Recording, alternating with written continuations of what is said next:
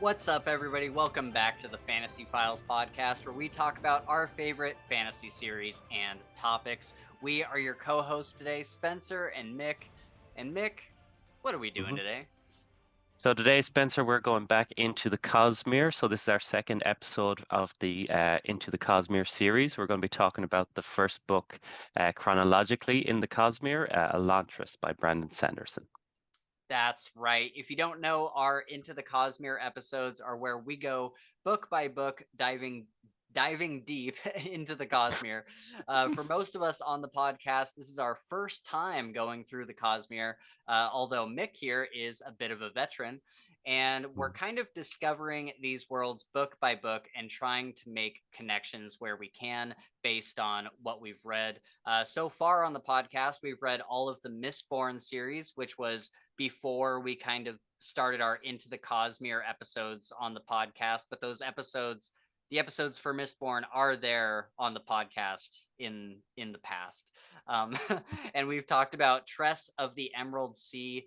I think that's it for Cosmere, as far as I can remember. I'm pretty sure those are the only two like main Cosmere ones. So at the end of the episode, we'll make whatever connections we can to those books. But if you're new to the Cosmere and you've only read Elantris or only read Elantris and something else or whatever, don't worry. When we get to the end of the video, we will make those connections. In the meantime, we'll be talking strictly about Elantris. And when we get to the end, we'll give you kind of a spoiler warning for the rest of the Cosmere, and you can click off the video then if you'd like. Down in the description, you'll find links to our Twitter and Discord where you can follow us and reach out directly if you'd like to chat, as well as our new Patreon page where you can help support the channel and get your name shouted out in an episode, among other rewards, like Shad Zaman, who has backed us at the Night Angel tier. Thank you so much, man. If you can't support us financially, that's totally cool. If you'd like to help us out, though, you can hit those like and subscribe buttons down below, which help us get seen by more people just like you. Well, hopefully not just like you. You're a little weird, but hit those buttons anyway. Yeah, not Anyways, you. yeah, not yeah. Anyways, let's hop into it with a quick what we've been reading lately. So, Mick, have you been reading anything besides Elantris since we last talked? Yeah, so just there last week, I just finished up book two in the band series by Nicholas Eames, Bloody Oh, Rose. yeah. I did that on audio as well. That was really, really good. I didn't quite enjoy it as much as Kings of the Wild. I thought Yeah. Kings of the Wild has a kind of a better backstory and character development for the main kind of band in the series, but it was still a lot of fun, a lot of cool music references, lots of humor, lots of great action and weird, crazy characters and monsters and everything like that. So everything a nerdy fantasy fan is looking for, really. But yeah, that was really good. And I also finally finished Dead House Gates, book two in the Malazan Book of the Fallen. Okay. Again, that was absolutely incredible. Someday you'll have to try it when you can commit like maybe two Yeah. months to getting through. I'm sure the audiobooks are massive for that as well, but Yeah.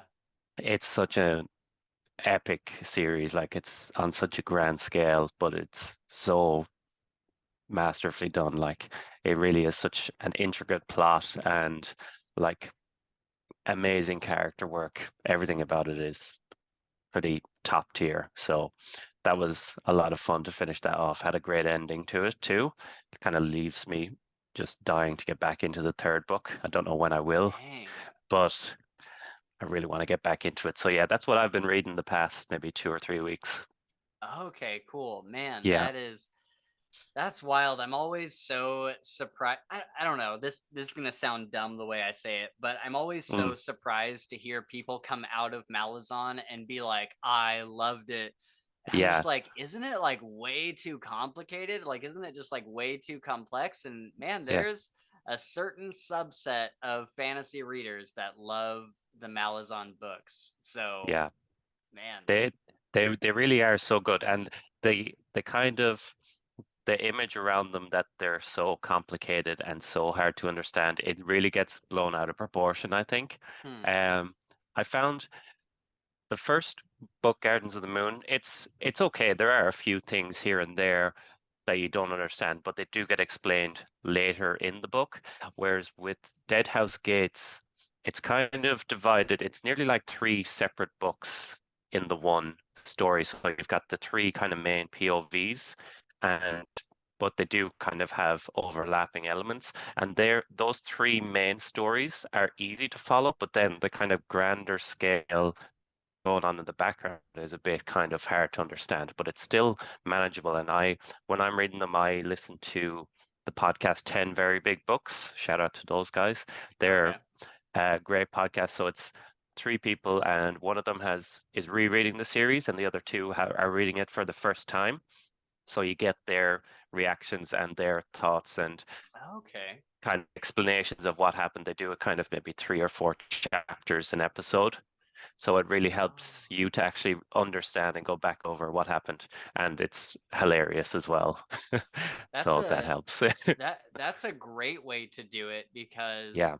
you know I feel like it would be hard to get through. I even have trouble with this with some other books that I read where you get through to the end of the book and then you listen to like a podcast or whatever, and some of the stuff they're talking about, it's like, wait, now what was that, what are they talking about? Like even Mike's book reviews, he's going back Mm. through the Red Rising series right now, and Yeah. he just did his Iron Gold live stream, and I just read Iron Gold, like I literally Mm. read it within the past month, and I was listening to the live stream a couple days ago, and I'm like, man, some of the stuff they're talking about, like I can't even remember what that was. So to have a podcast that goes like a few chapters at a time, that would be really nice to, read a chunk, listen to an episode, then they tell you what the next episode parameters Mm. are going to be and you read to that and listen. That's a great way to do it. Yeah, exactly. And it helps because there might be something that you would forget, but then say one of the people on the podcast make a joke about it, and it just helps you remember it then when it Right. does come up. It's just an extra way of kind of triggering that kind of response to it. So it's very helpful, I find, for reading such a big book, and especially one kind of as complex, I guess. So yeah, would recommend if anyone out there is reading Malazan right now, check out 10 Very Big Books. And there's also Google spreadsheets as well that you can Oh, look into, that they have like chapter breakdowns and like maps so you can see where the characters are, pictures of like certain characters or stuff okay. like that, so you can get a better image of what it is in your mind. Cool. Okay. So yeah, for me, I the only thing that I really read recently, I read some Kelly McCullough books, but that was for last week's podcast. That's the Hmm. Fallen Blade series. If you like the Night Angel trilogy, but want something like, I don't feel this way, but if you read Night Angel and thought that it felt a little young, Hmm. Fallen Blade is like the older, like mature equivalent of that. That Okay. doesn't have as many jokes about like titties. So Sounds uh, worse. I know. I I really like it. I think it is such a fantastic series. It was probably like the third big like fantasy series that I read, because I started with Night Angel, then went into Dresden Files, and then I found Fallen Blade. And man, it's just so nostalgic for me. I think the characters are just masterfully done. They have like these really really great arcs where when you get to kind of where the series stopped, it's like, man, they've come such a long way. So yeah, highly recommend the Fallen Blade series. And he's got kind of like an animal companion. It's like this little dragon, but it Oh, lives in his shadow. And so the dragon is like made of shadow, and then it can like kind of go down and like become him in shadow, if that makes sense. oh, that's And cool. and then he can take it and like shroud himself in like shadowy mist and kind of hide in a corner and stuff. And he can do a lot of other really cool stuff, like make wings and stuff. It's really really cool. Yeah, that sounds very interesting. Yeah. So then the other, not big thing, but the other thing that I read right before Elantris, I think, was Blackmouth by Ronald Malfi. Hmm. and I read Bone White by him, and it was probably one of the, I don't know, I don't want to say like scariest books ever, but like it scared me more than a lot of horror books usually do, because I usually don't get like very scared by books. But Bone White, I was listening to that late at night, and it was Yeah. time to go to bed, and I'm just like, dude, I legitimately don't want to turn off the lights. Like it Yeah. was pretty good. And so Blackmouth, I would say probably not as scary, but it has a lot of like really creepy elements. Basically, these three kids and then one of their brothers who wasn't like, he was kind of involved, but so I guess four kids kind of.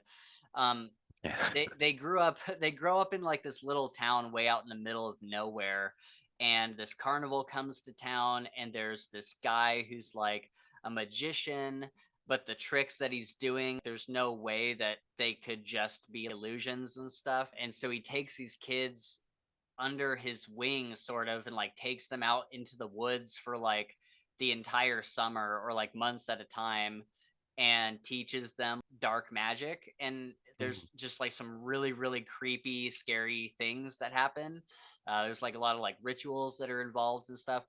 And so then it kind of fast forwards. It's kind of going back and forth between the two timelines, and it goes to them as adults, and they're all like really messed up in like really serious ways. Okay. They all have major trauma in their adulthood, and something kind of brings them back together, back to this town. They kind of all show up there, and they're like, "Oh, what are you doing here? What are you doing here?"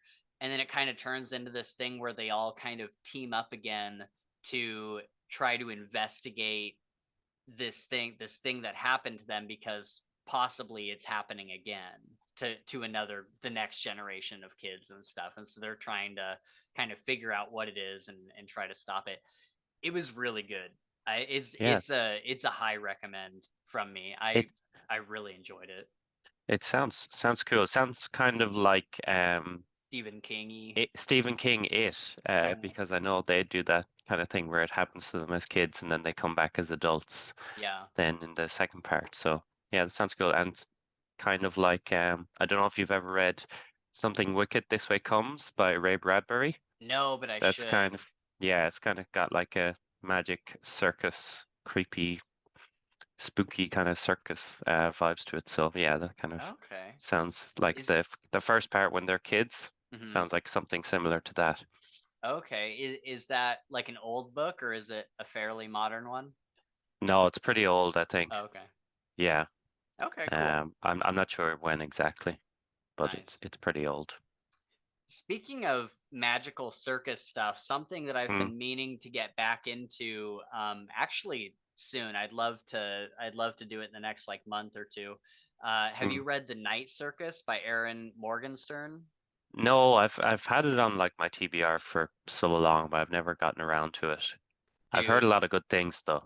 yeah, it is a really good book. I don't want to like be dramatic and say that it's like one of my favorites ever or anything, Hmm. but it was one of those books where I set it down, and like you almost just don't want to read for a while afterwards, because you just kind of want to soak in everything you just read.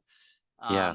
And yeah, it was incredible. It's kind of about like this magical circus that comes to town, and these kids from all these different towns along the way through its like route, they kind of get swept into the circus and start working odd jobs there. And it's not like scary. Like it's not like, I mean, there's definitely like a villain, and there's, you know, sketchy things going on in the background, but it's not like a scary book. But Yeah. it is a book where you will read it, and they'll be in the middle of this circus, and you will just like experience, like as a reader, you will experience the magic of this place, and just like the Mm. awe inspiring like scale of it. And it literally felt like, reading it felt like seeing the circus or a carnival or something for the first time as a child. Okay, So wow. I highly recommend it. It's a very good book. Okay, I'll have to check it out sooner. Because Nice. I I remember when I first came across it, I just assumed it was going to be some kind of romance, kind of gothic kind of horror-y romance, but Oh, okay. obviously it's not um that kind of thing. But yeah, no, it sounds interesting. It sounds cool. I do need to get back into it. Just with, you know how big our TBRs are. Yeah. So hard to get. You say with every Yeah. book, yeah, I'm gonna read it, but it's just a Eventually. matter of when. Yeah. Yeah. Yeah. Yeah, I will say there is a romance, and it is kind of like a through line throughout the book, but there is enough other stuff going on where it doesn't feel like a romance book. Yeah. But the story is kind of centered around like these two characters. One's a boy, one's a girl, and they are kind of like the center of what's happening with all like the weirdness around them and all the kind of magical stuff that's taking place. And it's kind of like it's like a romance on the scale of like star-crossed lovers, you know, like just kind of Okay. like Yeah. that big like epic kind. Hmm. And so yeah, I think you'll really like it. It's a really good book. Yeah. I have to be careful when I mention romance in my reviews now because I do like just tiny little blurbs on my Instagram stories just when I finish a book, just to kind of keep track of what I read. Yeah. And I finished a book called A Dowry of Blood. I don't know if you've heard of that one. Yeah. It's like Dracula's wife's diary, Oh, okay. and it's a really cool premise, but it was just too kind of romancy for me. So now, anytime I finish a book, all my friends were like, "How much romance was there?" Just for some reason, they decide to make fun of me for that one Yeah. line that I said about romance. So now they think I just read all romance books. I was like, no, it was an arc from Neck Kelly. I had to read it. Okay. That's great. Yeah. Did you like it though? Was it, or is No, it too? Oh, okay. it was okay. Like the premise was so much more kind of I had more hope for it and Right. into more of a here's some vampires having sex and hating Oh, each other as okay. well. So it's just kind of it was a bit bland for me because I'm not really into that kind of thing. Right, But for sure.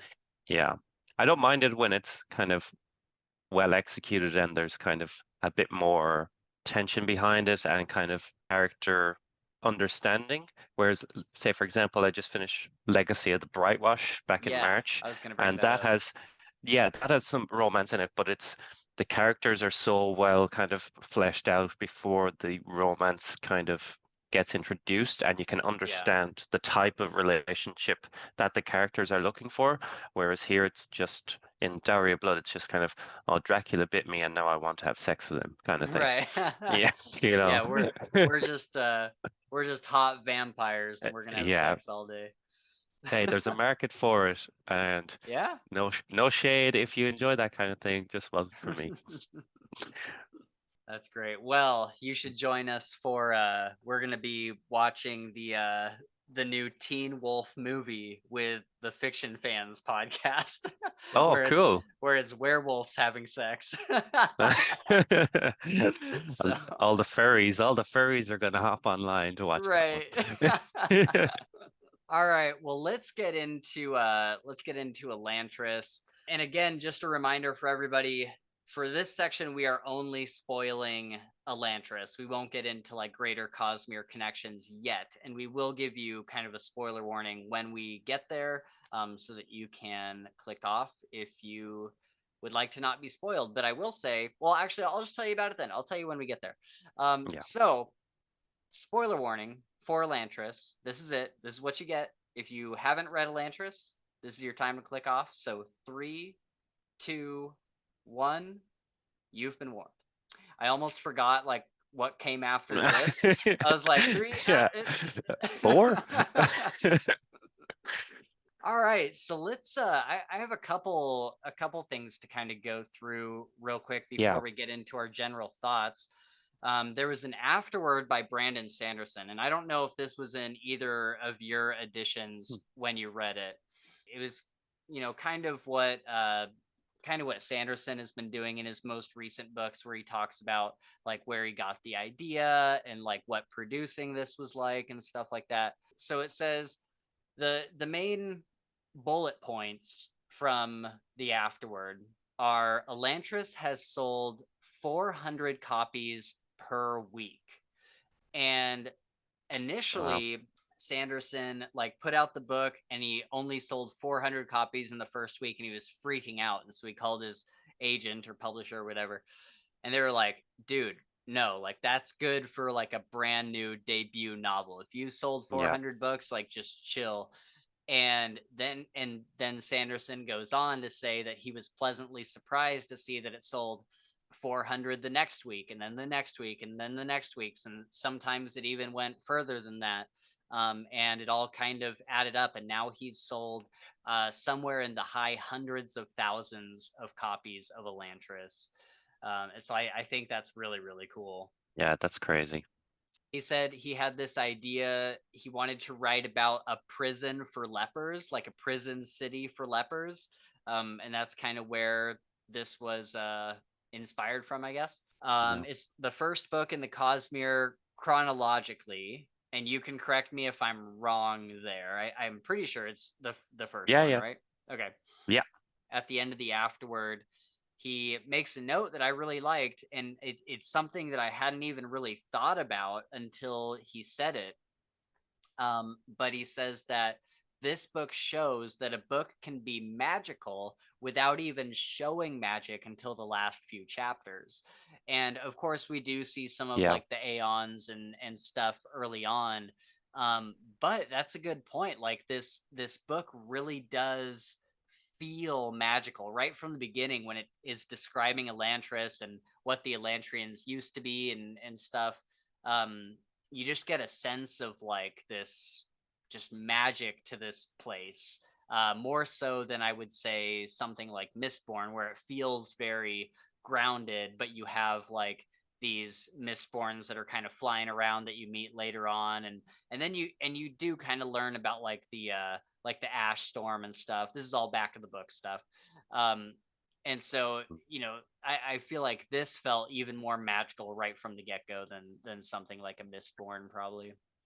Yeah, it does feel like more of a kind of, I don't know, enchanted location, if that makes sense. So Yeah. it's kind of the in the background feels a lot more magical. And like you said, until I read that line, I wouldn't have thought of that because there is such little magic. I know there's little snippets here and there, Hmm. but yeah, you don't really get the actual magic use until the last couple of chapters, but you still feel like this is an enchanted place, magical place. Something is, going on in the background that obviously we don't understand, the characters don't understand as well, which is it's a really cool perspective, I guess, for writing a fantasy story where not much kind of magic is going on in a world where you think there should be. Right.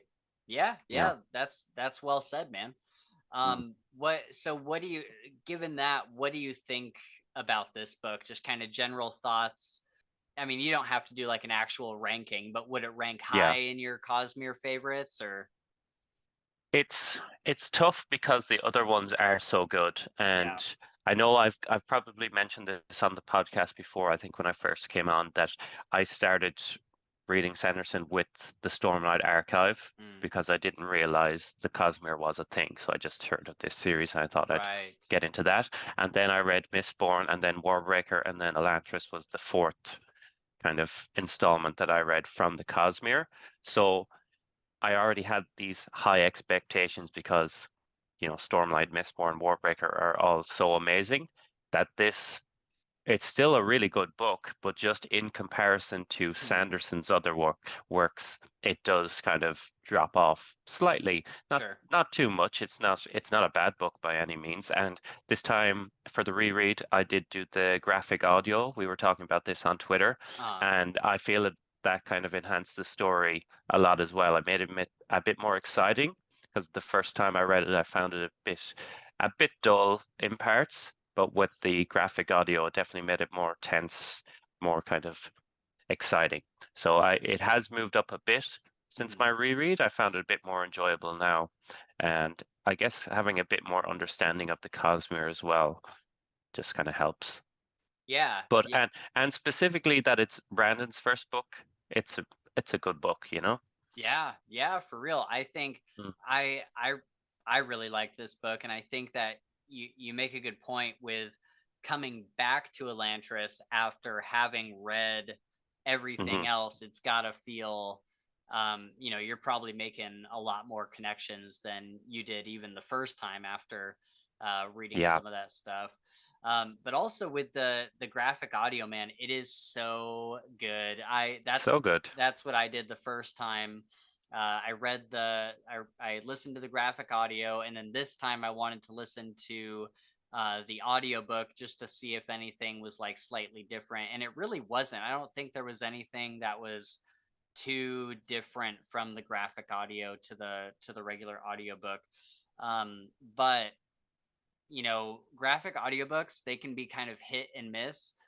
Some of Yeah, them are really good, and some of them, like the sound effects, are like way too loud, and you can't hear the people actually speaking and stuff. Sanderson's graphic audiobooks, from what I've heard so far, because I did Warbreaker in graphic audio, I did Elantris in graphic audio, and I think one of the Mistborn books or something I did in graphic audio.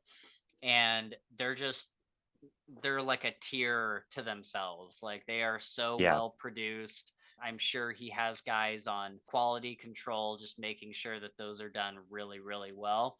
yeah, And so far they've just been fantastic. If you haven't read Warbreaker in graphic audio, highly recommend it. And it's also yeah. on you were listening to this on Scribd, right?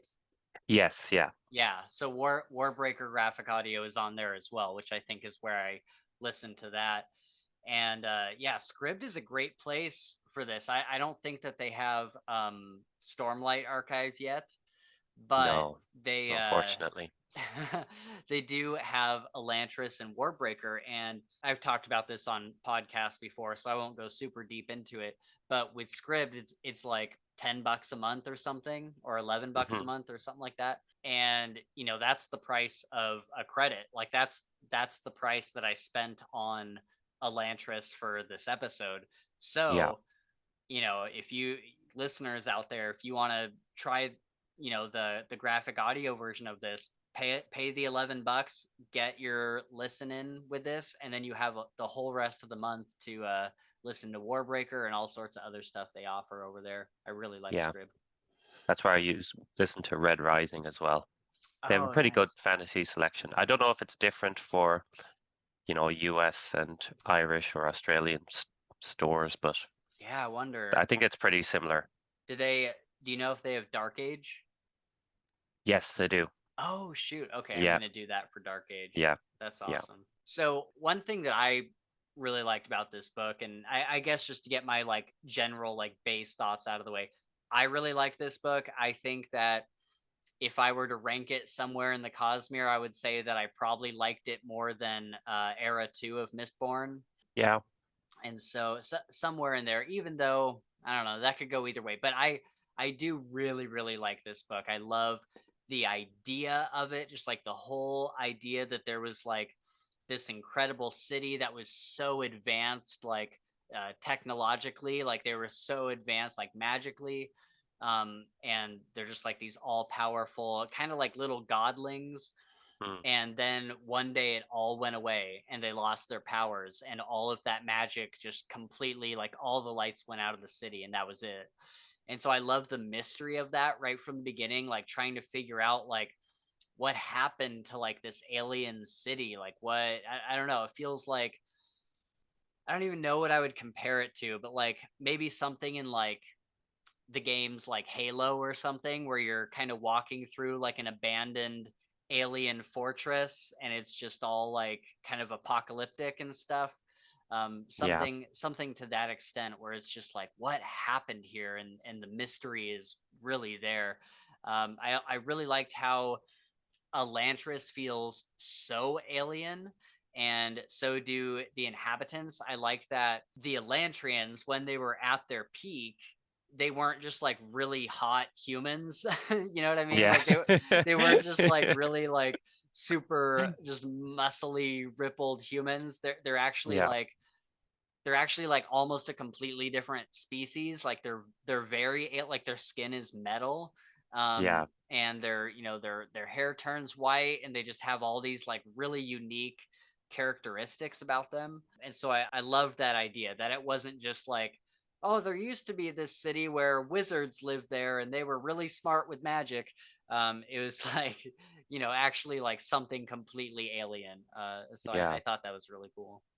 Yeah. And it's such a kind of, I don't know if it's a trope, but in fantasy, there's always these magical people who are either shunned because they can use magic or hated or something like that. And it's typically like, oh, maybe hundreds or thousands of years ago they were this great race, but now they're hated. Yeah. So it was interesting to get a perspective when it's kind of a recent change in the Hmm. society and see how that affects both sides, the magical side and also the civilization side, to see how they react and how they deal with the change. Because I can imagine it was a weird time to have these gods living like right next door, and then the next Yeah. day they suddenly can't do anything, and they're Yeah. it's just a massive change. But Yeah. it's a cool perspective, I think.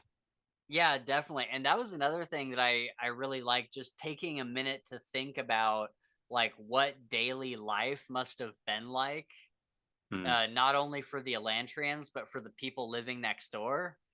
It's Yeah, like, dude, that is a wild concept. I think it's yeah, so cool. And to be like for the most part like in harmony with them. yeah, I think that's really really neat.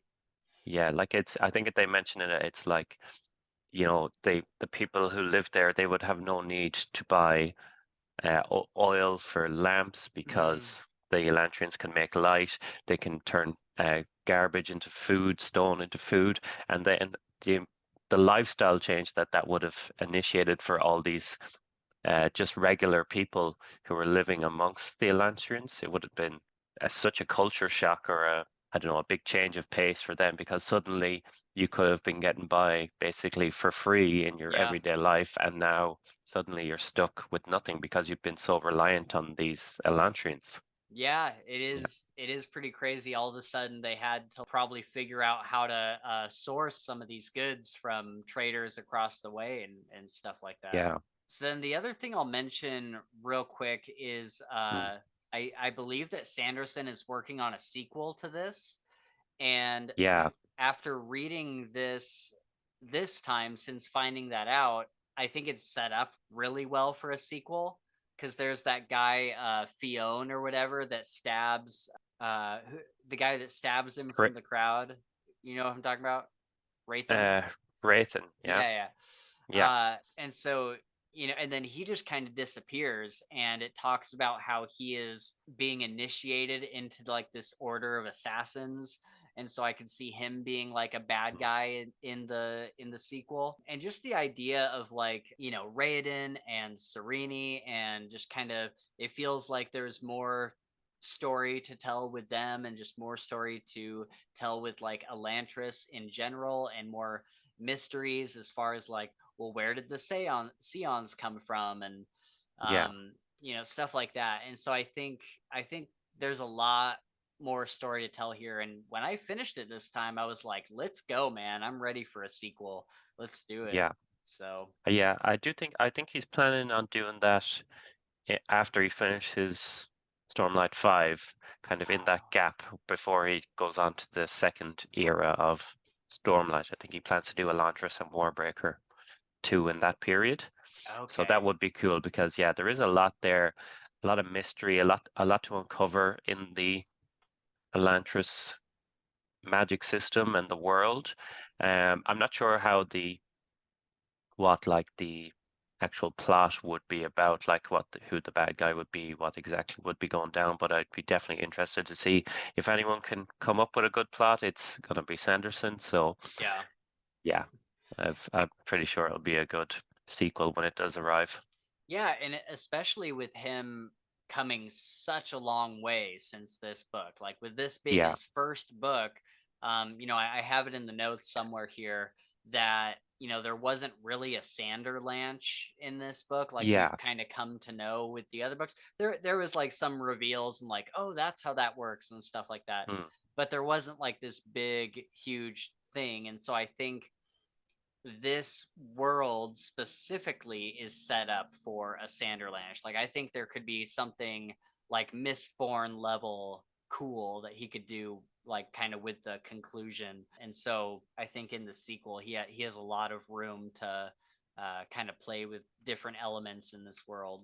Yeah, definitely. So then we get the forward by Dan Wells, and this was really good. And so yeah, this actually happened before the obviously before the afterword with Sanderson, but I thought that this was just really sweet. It was almost kind of a letter from Dan Wells to Sanderson, like telling him like how much he appreciates him, and he talks about them being in school together, and the teachers and Dan were telling Sanderson at the time, you have like a good magic system and you have like good characters and stuff, but I don't feel like the world is in danger. Like you need to do something that makes the world feel in danger. And at the time, Sanderson was writing books that didn't really have a whole lot of conflict. He was like, no, I just want to write.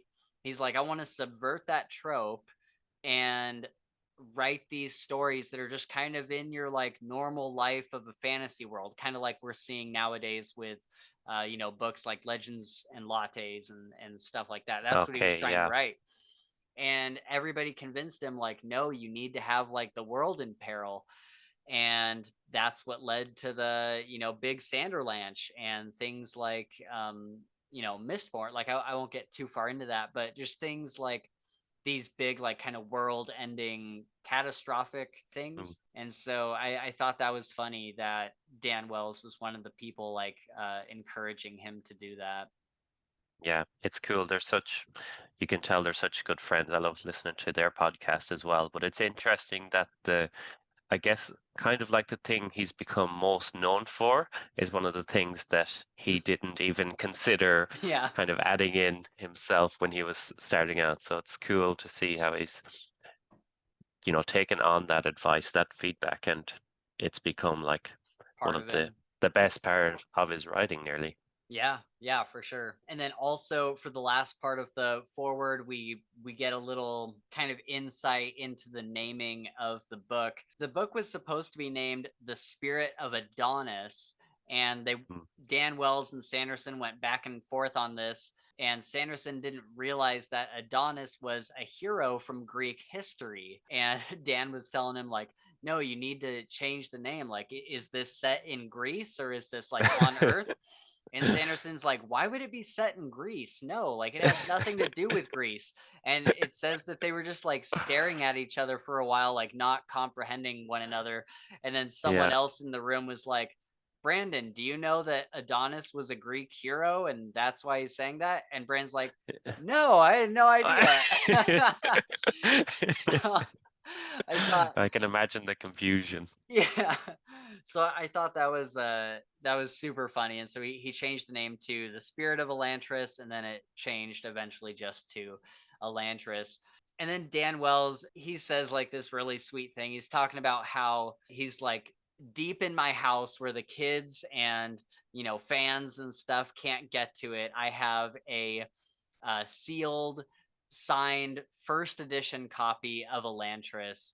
And he's like, he's like, I was the first one in line at Brandon's like very first signing ever. And Sanderson wrote on it, for Dan, my first signed book ever. And I just think that's so cool. Like, can you imagine like how much that is worth? Like Yeah. the very first book in print, or I guess like first edition that's ever come out from Sanderson, the Yeah. first signature ever. I don't know. It just kind of like blows my mind. It's like too Yeah, much. it's a cool thing to have. Yeah. He's a lucky guy. Yeah.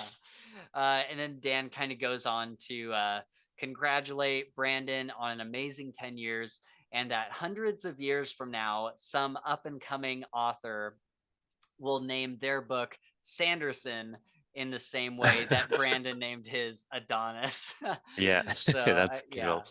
I thought that was really sweet. Okay, so one last thing before we go into our favorite moments and stuff. This was kind of an early thing I realized while reading through this time. I so there's a portion of the book where everybody, he's starting to get people together, but everybody's like really hungry, and there's all this oh, I can't do that and stuff like that. And there's people in the streets just kind of like laying in alleys that just don't move and they just stay there.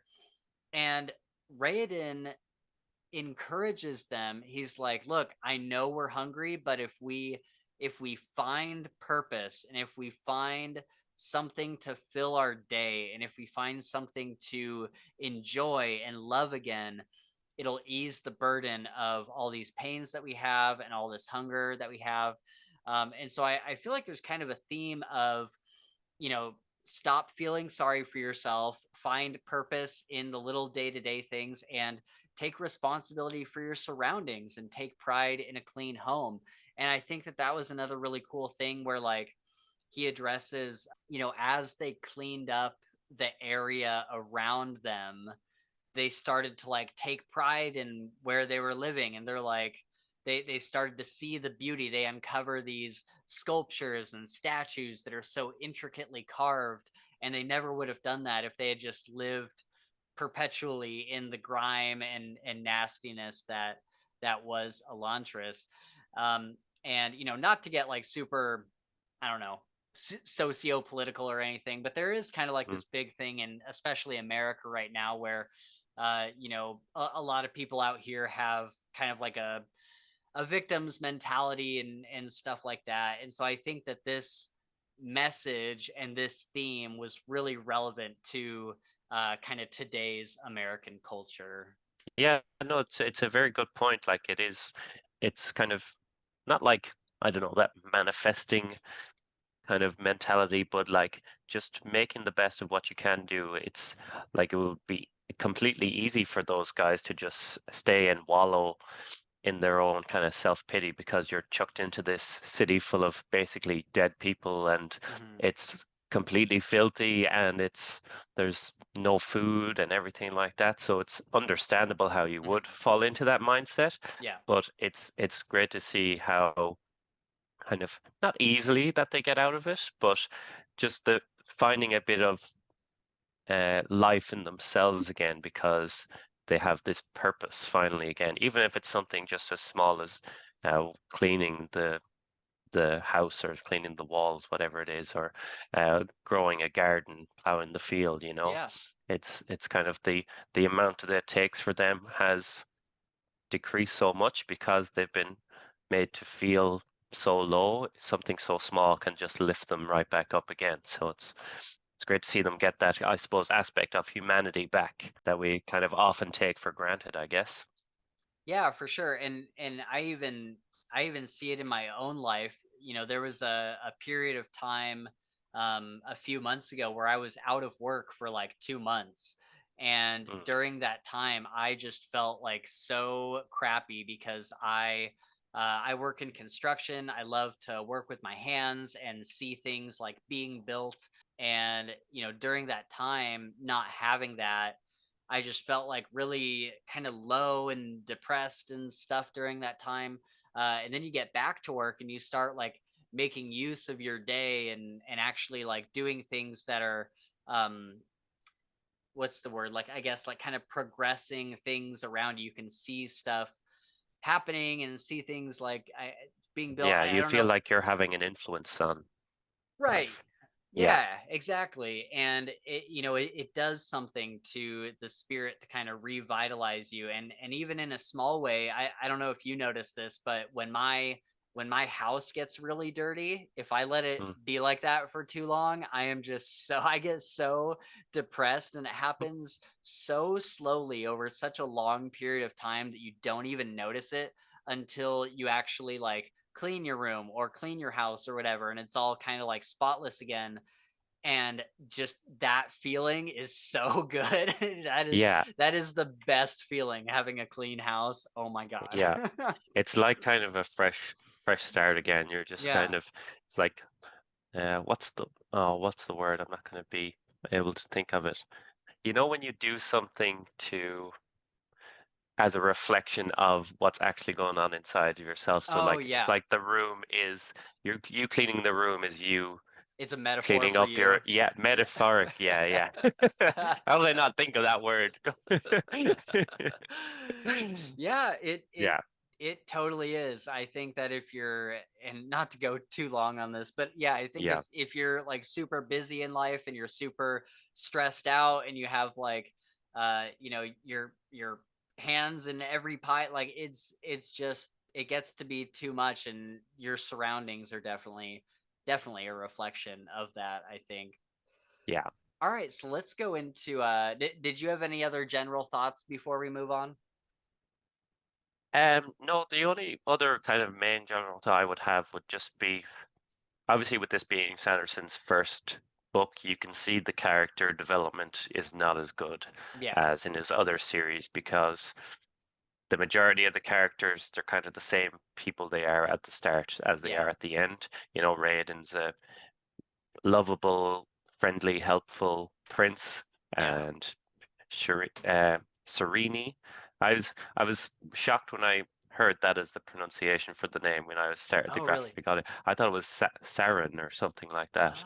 Oh. But she's like a, headstrong, boss ass bitch kind of a character, and she's, Mhm. stays that way throughout, which is she's still well written. It's just there's no development. There's some slight adversity that they both face throughout, but it doesn't really Right. change them as people too much. So Yeah, I would definitely agree. There's not a whole lot of the story is very like kind of plot driven, I would say, yeah. rather than like character developed. And yeah, I think that, sorry to echo what you just said, but you said it well. The Mm, characters are already developed. Like they're not yes. they're already the people that they're going to be pretty much forever. And Hmm. it's just kind of like throwing them into a situation, throwing these characters into this situation and kind of seeing what they do with it. um, Hmm. but yeah, that's a good observation. I hadn't really thought about that before. Yeah. All right, let's go into our favorite moments and quotes. Hmm. Definitely won't be able to hit all of these, but I think there's some good ones in here. So, what were some of your favorite moments that spring to mind? Favorite moments. I liked the part.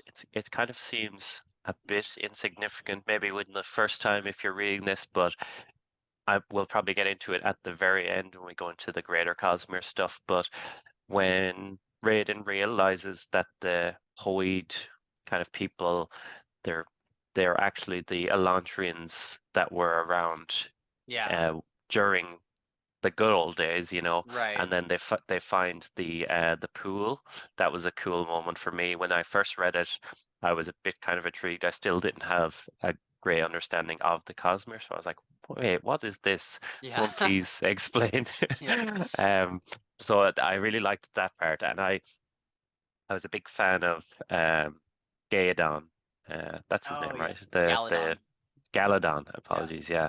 I liked him throughout. I liked his kind of witty remarks with Raiden and stuff like that.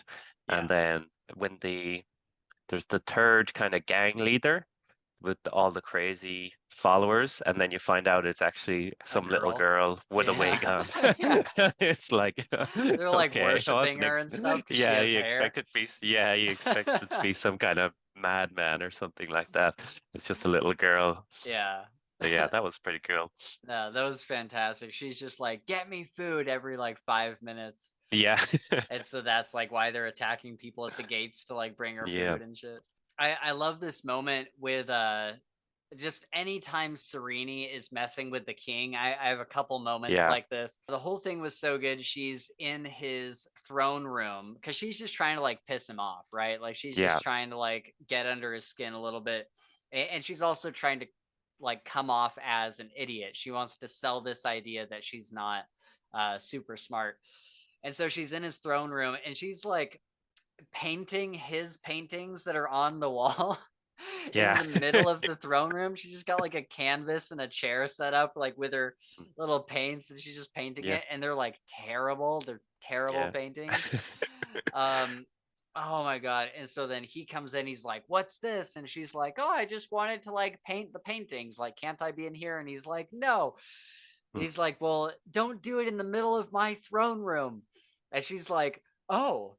and she just like scoots the whole thing Yeah. over to the side Yeah. rather than like leave the throne room. Like she just moves it like slightly out of the way. Yeah. And I can just imagine as well the sound of her pulling the canvas like in the yeah. choir. It's like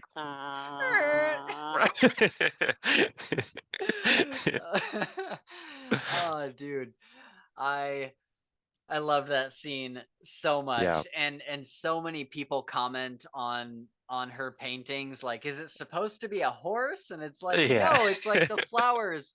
And so then she says something like or her Sion says something like, well, hopefully, you improve over time or something like that. And she's like, Yeah. until then, let's pretend I was trained by a master from a Swardish school of wow, that's hard to say. A Yeah. Swardish school of extreme abstractionism. Yeah. And the Sion Ash, he says, ah yes, the school of creative misdirection. Very good, milady. Yeah. Yeah, it's funny. I loved the relationship she had with her Sion, Ash. Yeah, it's very different to the way the Iodine is that what the city is called? Their relationship with their seance, because you see one later in the series, one of the dukes I think has one, but he just uses it to watch his gardeners basically because That's right. they don't they're kind Royal. of superstitious about them uh, nowadays in that city because of what happened to Elantris, so they don't kind of take them out with them all the time. Right. Yeah, I forgot about that. Yeah, Yeah, I would have liked to see because I don't think we even get a line of dialogue from him, but Raoden's Sion that kind of comes back to life at the end of the book.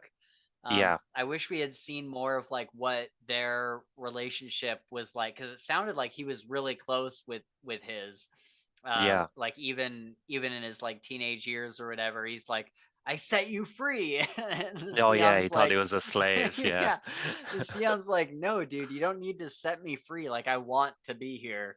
And yeah, Raiden's like, why would you want to be here? He's like, because I'm yeah, like your friend. Like, don't worry about yeah, yeah, it.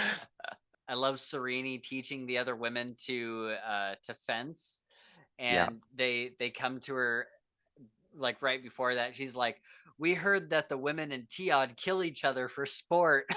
yeah, And Serene's like, well, no, I mean, we call it fencing and we don't kill each other. yeah, And yeah. just And like then oh, good. sorry, I didn't mean to cut you off. I love the bit as well towards the end when they're at that party before she goes following the king, and her uncle is like complaining that his wife has lost so much weight because she's been doing the fence, and That's right. he's basically like, I like them big booty girls, and Yeah. now you you ruined that. And then she's like, oh, Right. this is so awkward. Get me away from here. Yeah. I forgot about that. And then there's Yeah. like the Lord or whatever who he's like super hot or whatever, and he doesn't Mm, want to marry anybody, but yeah. all these women keep fawning after him. But Yeah. he's like totally clueless to it, so he's like they're all training, and he like takes his shirt off or whatever, and he's like Yeah. doing his sword motions, and all these women are just like watching him, and he's Yeah. like, oh, I didn't realize like they were watching me. And his friend is Yeah. like, are you a moron? Like Yeah. Completely oblivious. What did you think of the villain of Raytheon and his followers? What did you think of his kind of plot to kind of convert? Yeah, I thought, he wasn't super like, I mean, he was kind of villainous, but he wasn't Mm, like, I mean, I guess he was kind of cutthroat, but he wasn't like, I'm going to assassinate people to get my way kind yeah. of thing. He was more like manipulative and conniving and kind of like backing people into a corner where they can't really get out. Like Mm, with when he captures Serene and yeah. he calls the Seon, and he's like, "Hey, I've got your daughter. Your only option." Or no, it's when she's in Elantris, right? And Mm, he's like, "I can heal her, but you have to convert to whatever his religion was. I forget what it's called. Um, Shudaret or something like that. Shudareth. Yeah. And he's like, yeah, dude, she's in Elantris and she's not doing well. So, if you convert to Shudareth, then our god or whatever will heal her and we can get her out of there. Little does the king know that in just a couple days the poison will have worn off and she'll be out of there.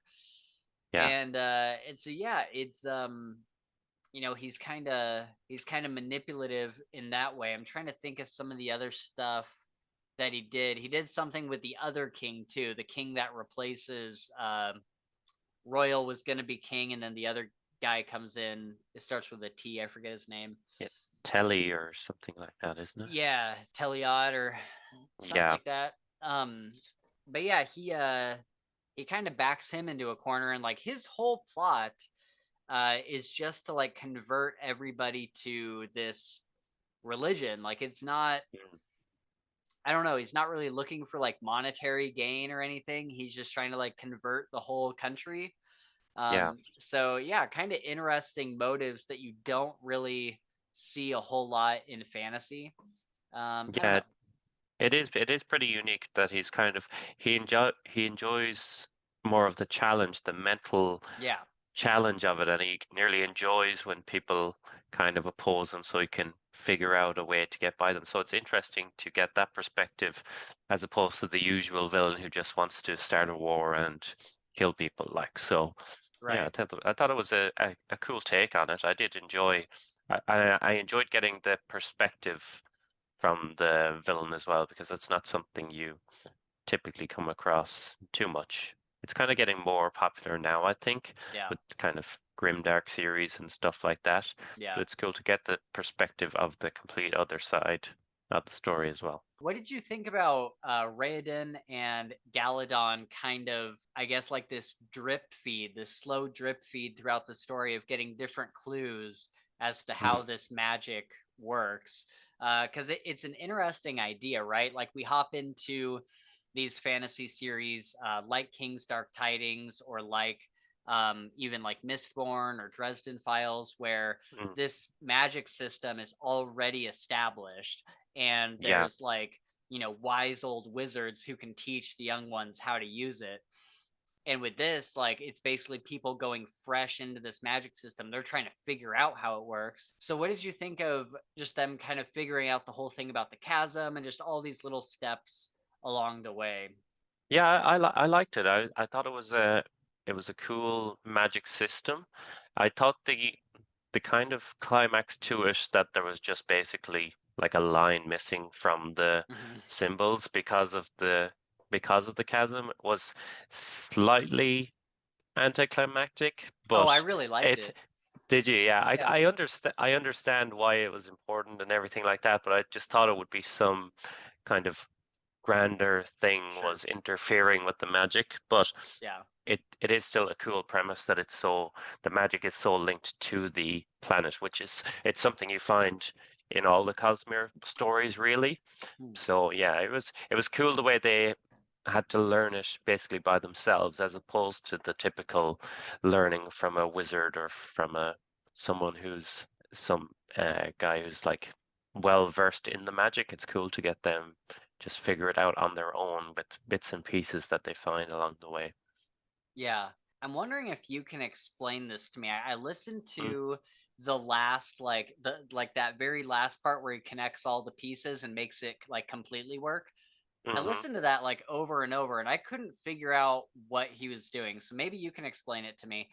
So he figured out that Elantris was in the center of these four cities that were all around it. Yeah, And so does when he makes his Aeon, does he have to do the square with the four circles or whatever every time? Or like how did yeah, he like completely open this door? Because I couldn't figure out what that was. yeah. I think that symbol, the square with the four cities around it, I think that's kind of like the base for every Aeon. And Oh, then you altered that based on what exactly you wanted to do. So he says, like, there's the travel one, there's a light one, stuff like that. So you would have different I think, symbols or whatever to change that, but you need to have the base the same. So that's why it wasn't working, because the base had changed because of the chasm. Right. Okay. That's why the rest of the aeons weren't working. So Okay. does that make sense? Yeah, so what actually changed him into a full Elantrian as far as like, he did he just have to like draw that symbol for the first time to make it all connect in like I the magic system or I think basically, yeah, he just kind of activated the magic again because I'm guessing it's because it was the first time it's been used since the since chasm? since the chasm, so it's like it nearly restarted itself, I guess, Okay. because it was a different way to do it. That's my understanding of it now. If I could be completely wrong, but Sure. Yeah, I that's what I was led to believe, I think. okay, yeah, that's kind of what I was coming to as well, but I was like, surely it can't be that Yeah, simple. yeah. So, I see. I thought that it was gonna have to do with the well, like the or the Okay, yeah. pool or whatever. Um, and that does kind of have it plays a part as we see in some parts of the story, but um yeah, I was surprised that it wasn't this thing where like they find the pool and that like everybody has to go like back into the pool and like I don't know. Oh, to like restore their powers and stuff. Right. So there's this awesome scene again. I love it when Serene is like messing with the king. The note I have Hmm. here, King Aegon sends his troops to exterminate Elantris, but Serene gets in his face and says she will ruin him if he does not repeal the command. She will tell everyone about his merchant ships and how she had to pull his ass out of the fire. He repeals the command and she runs to a guard, yelling at him to run to Elantris with it. She goes back into the king's room and he's just like sitting there sobbing.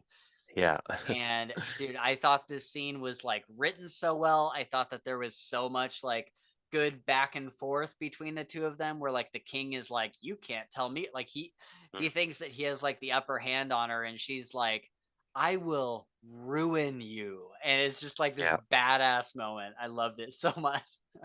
Yeah, he's really kind of a delusional kind of king, very insecure, Yeah. especially with that kind of the system that they run there, where it's just basically the richest person is the king. Yeah. He's obviously not built for that kind of thing. You can be a good merchant and not be a good King, king, yeah. it's not, they're not interconnected. Yeah.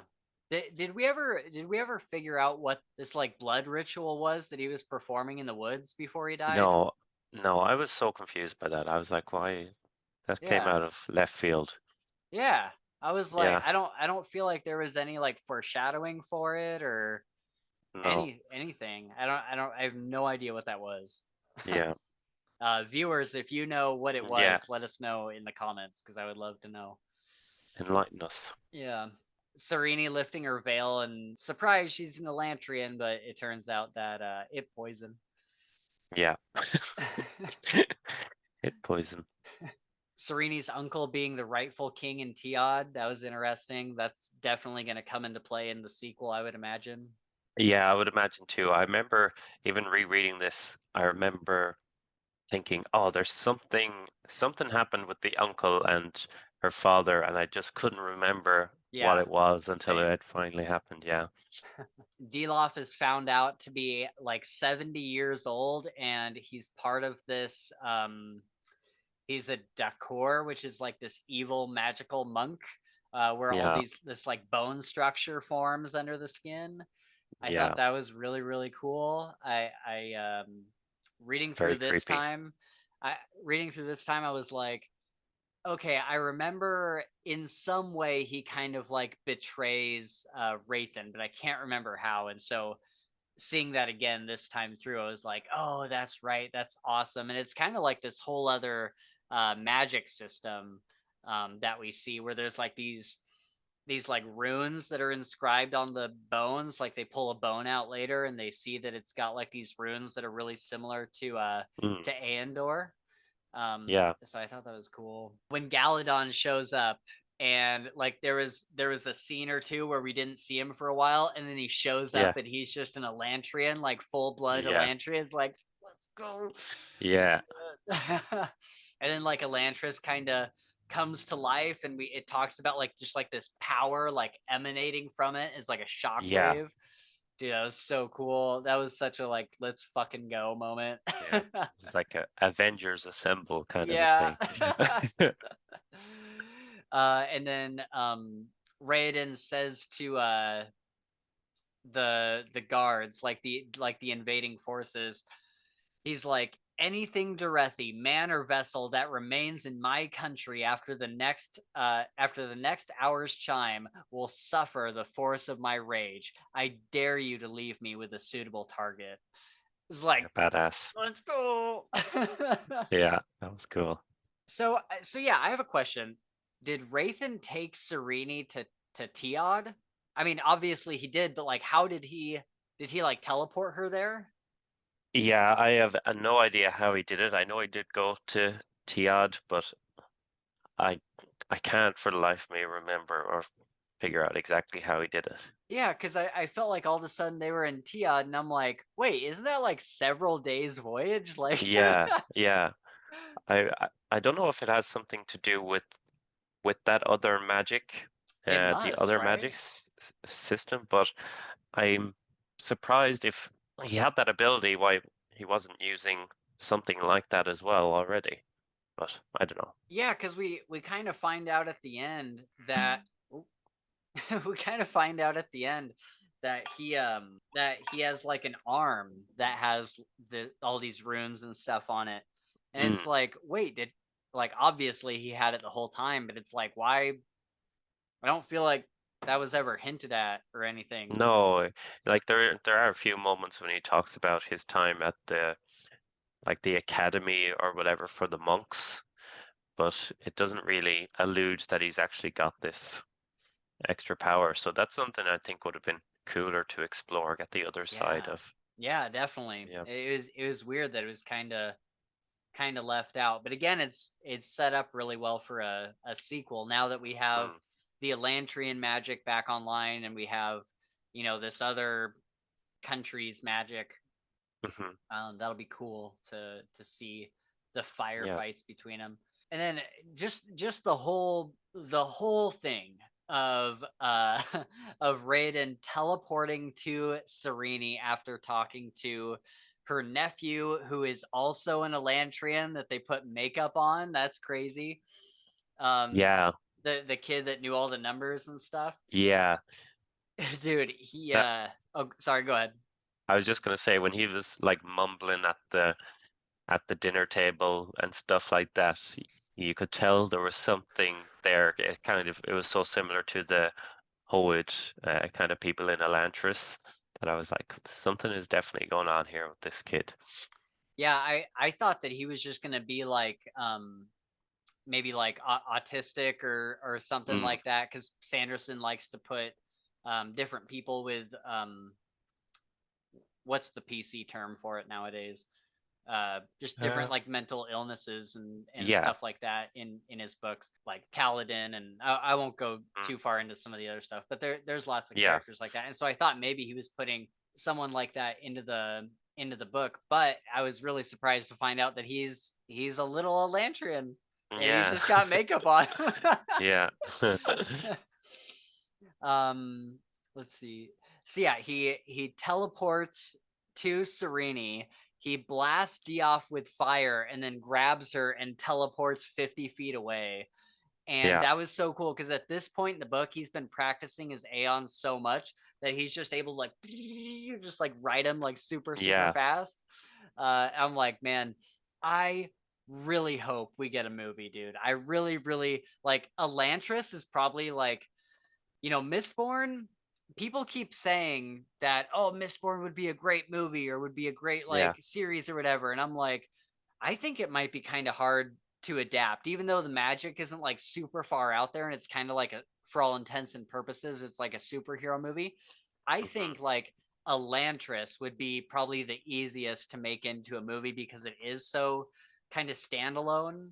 Yeah. And like it's very, I mean, it is very like fantasy heavy, so there's gonna have to be a lot of like CGI and stuff. But I think like the Hmm. story, as far as like telling the story, there's really not too many ways to fuck it up, I feel like.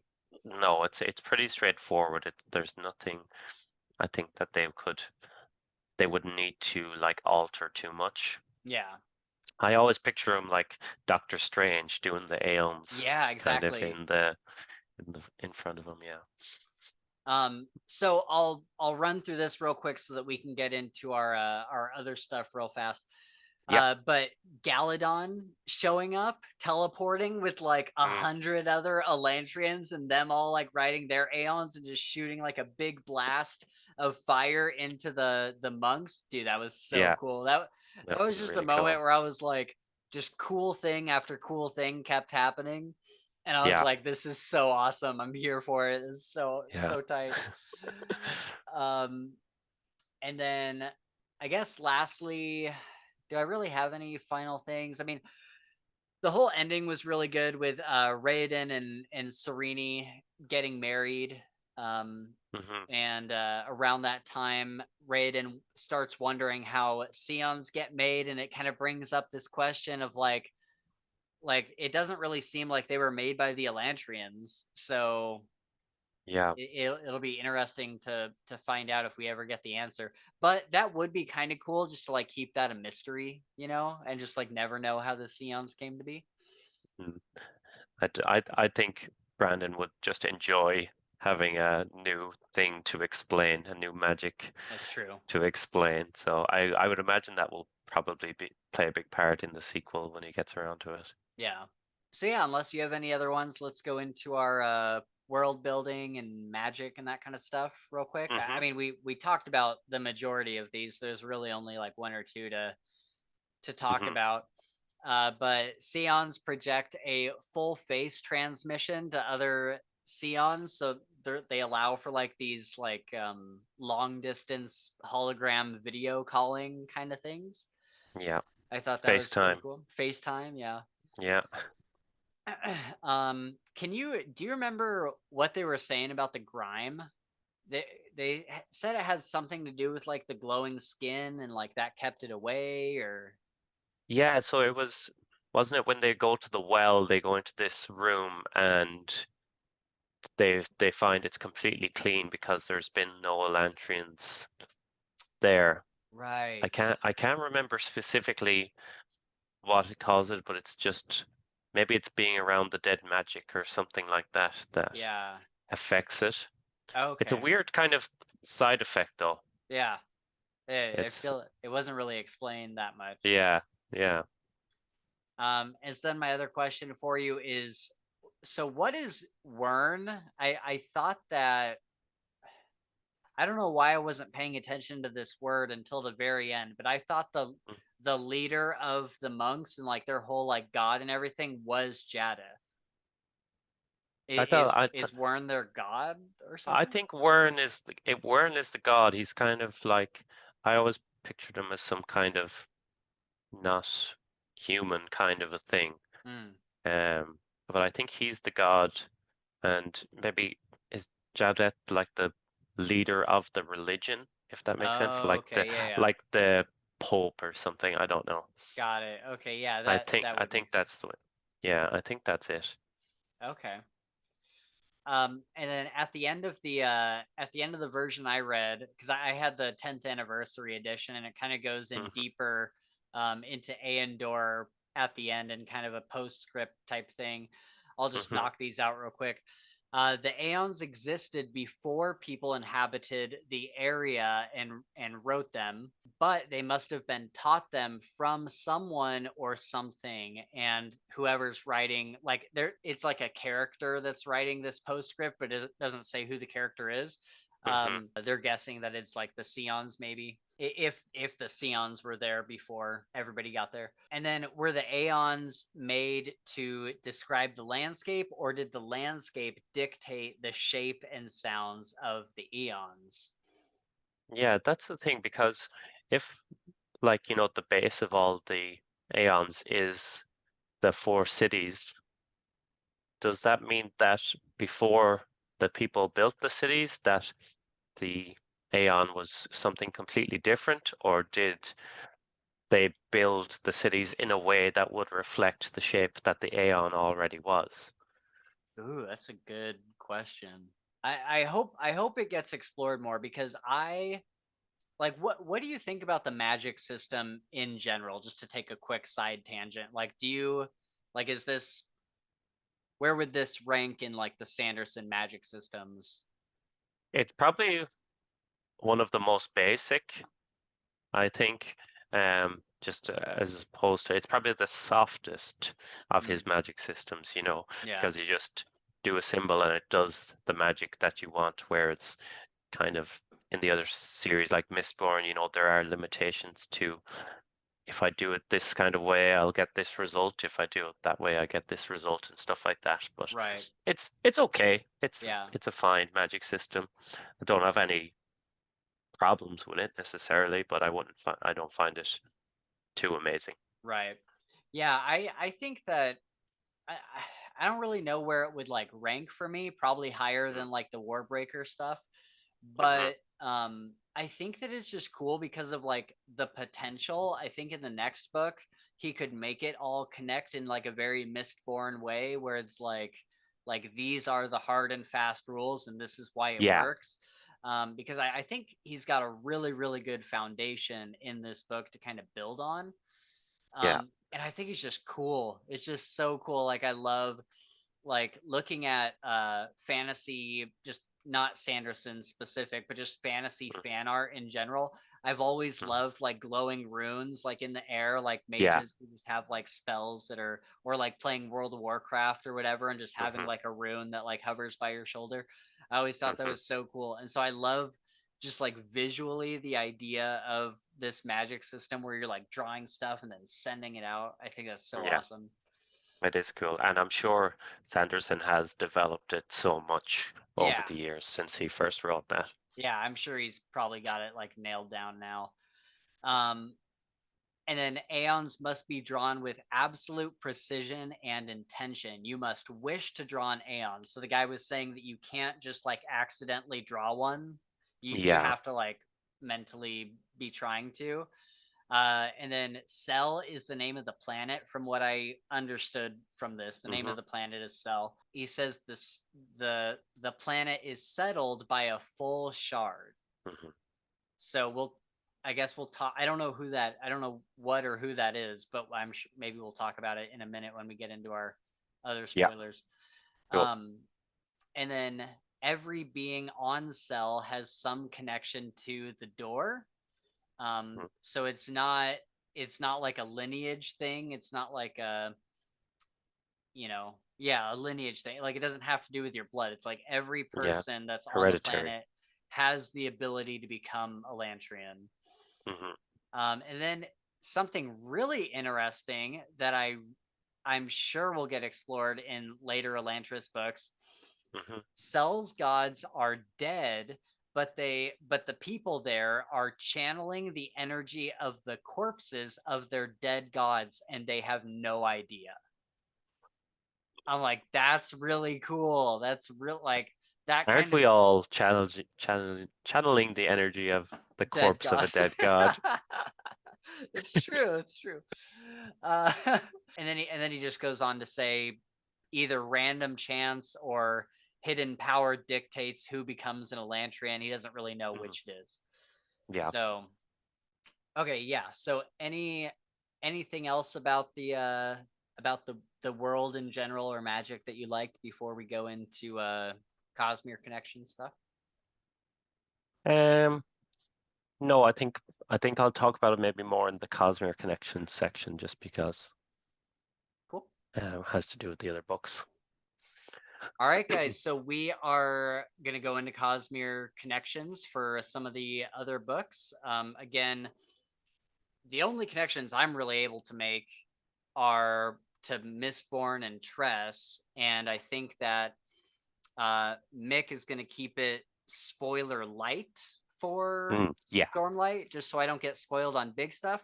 Hmm. But he'll probably be spoiling like bigger like Cosmere world or universe or whatever connections for Hmm.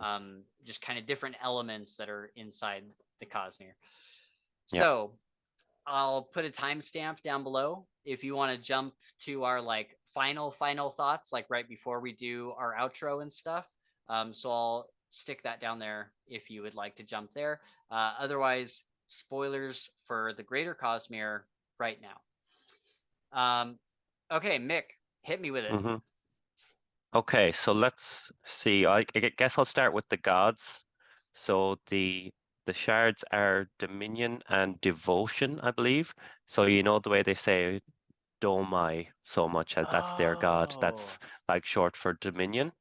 okay, And they have been killed. I won't go into it. It's it gets revealed in Stormlight okay.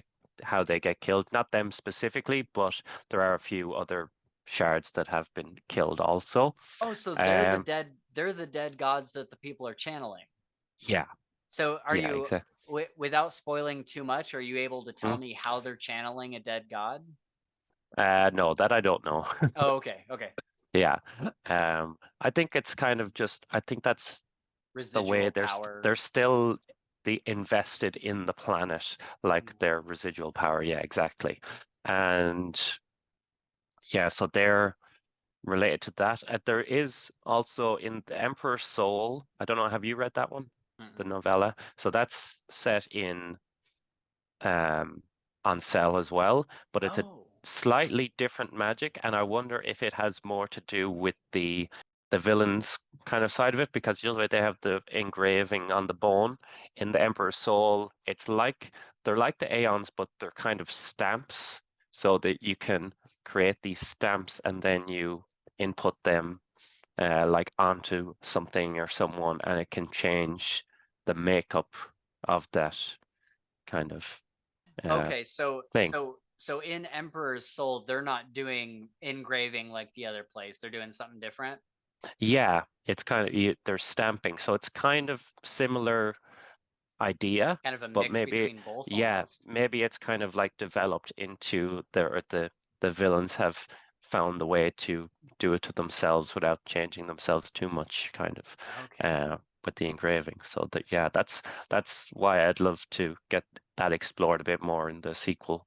Okay. Um, Do we know where Emperor's Soul kind of lands on the timeline, whether it's before or after Elantris? See, I was pretty sure it was like maybe a couple of hundred years before Elantris, but then there's a character from Emperor Soul in the Lost Metal. Oh, which one? So Shay, so she's she's with Marisi when they're like part of the Oh, is she the one that that group. completely changed? Yeah, she Yeah, completely okay. changed herself. Yeah. Yeah, yeah, So that's how she did that with those stamps that get talked about in Emperor Soul. yeah. Okay. Yeah. So yeah, I'd really be interested to see exactly the timeline of where these things take place, because obviously the Cosmere books don't all take place at the one time. You know, there are different times because I think Stormlight takes place between the two eras of Mistborn or something like that. So Okay. they're not all lined up at the same time. Right. But yeah, it is something that I can't wait to get explored more. And then I see here as well you have the about the well, the lake. So Yeah. yeah, it is pretty much the exact same thing as the Well of Ascension. It's like the portal to the spiritual realm Right. That's right. on That's the Cell. ones. Yeah, yeah. And so So that's like the they're kind of able to pop in to like Kelsier is able to pop in through different wells of ascension, yeah, basically. exactly. Is Yeah, there a and that's name what for them? perpendicularity, I think they're called. Okay. So that's what Hoyd is doing when he's lying down and talking about eating a frog. That's him going leaving the planet to go somewhere else. Oh, that's right. Okay, so Yeah. I thought he was getting his Elantrian powers from that well because Okay. Yeah. we see him in remind me, in Tress was he using Aeons? Yeah, so that person he was fighting at the end was That obviously from Elantrian. Cell as well. I don't know exactly who she is, Mm. but yeah, they obviously have the Elantrian powers. Okay. Yeah. Yeah, that was one thing that when we had read Tress, I hadn't read Elantris by that point, so Okay. I, Yeah. I I hadn't made any of these connections. I would love to go back to just that scene, just like that Hmm. little ending bit, and kind of look back over it, because is there any other connections that you can draw from Tress? That's the main one, I think. I don't think there are too many others. I know there are, like, there's a dragon in it, and all the dragons in the Cosmere, I think, come from one specific planet. But I think that's Okay. Hoyd's home planet Okay. is where the dragons come from, but that hasn't really been explored too much. I think Brandon said he'll do that when he does Hoyd's backstory, um, kind of work in the background of that planet and the dragons and stuff like that. Okay. And, Yeah. and speaking of Hoyd, I was trying to figure out who he was the entire book, and then Mm. is it Sereni that goes up to him and calls him Hoyd? And I'm like, Yeah. oh shit, he's the bigger. Yeah. And Yeah. yeah, He I helps them get the weapons in, doesn't he? yeah, and then yeah, in that postscript scene, we see Hoyd. He's got a Sion. Do you think the Sion goes into the well with him? Does he take it with him? I'm trying to think, does he? I I think he does because I think in Stormlight he has him. I don't know if it's that specific time that he goes in. Because otherwise, how would Kelsier have gotten one in, because he has Oh one in the yeah, Lost Metal.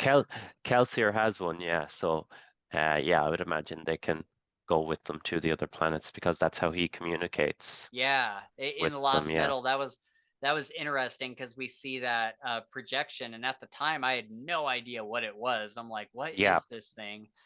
yeah, And then reading Elantris, I was like, oh shit. yeah. So we see that he's got a Sion. He tried to become an Elantrian, but proximity to the city coming online was Hmm. not enough to make it happen. And then the Sion says something really interesting. The Sion says, you haven't the powers you promised us you'd gain. And then Hoyd says, there are secrets that remain unknown, and I love a good puzzle. And it's like, Yeah. wait, so who did he promise that he was going to get these powers? Do you know?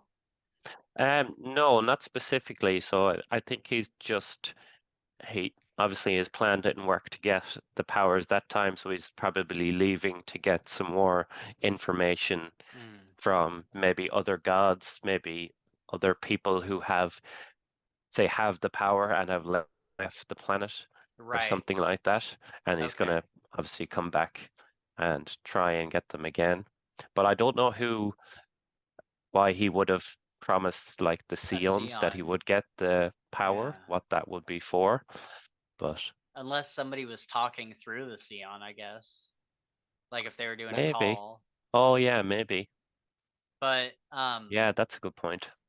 then you also bring something up there. So he's going to be off planet, and he's going to be using these powers. So how does that'll be interesting to figure out. Like maybe they expand the magic so much, because when Raoden goes over to Yeah, Teod, like his Aeons are hardly doing anything at that point. yeah. And so it'll be interesting to see, like maybe in whatever that was, like era 3 or whatever, or Mm, era 4, I guess it would be, they've like expanded the magic to connect enough places to where it just kind of works everywhere. yeah. They um must have done something. yeah. And then I got to talk about this because it's part of my outro.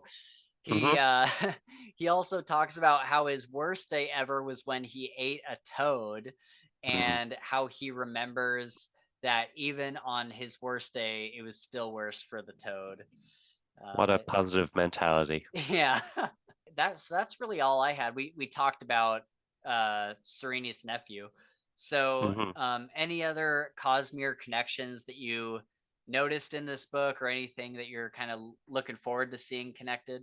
Not too much. I think because it was the first book, it was pretty light on the kind of greater Cosmere connection stuff. like, Hoyd is just very in the background. He obviously hadn't written any of the other stories, so he couldn't work those elements into Elantris.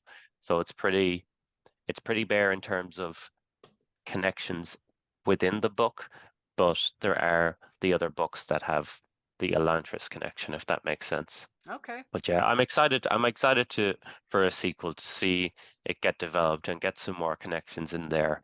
I'm sure there's probably a hell of a lot. Yeah, for sure. Yeah. Yeah, I guess as far as final thoughts go for me, I really enjoyed my time with this book. I probably enjoyed it more this time than I did the first time, and I really liked it the Yeah. first time.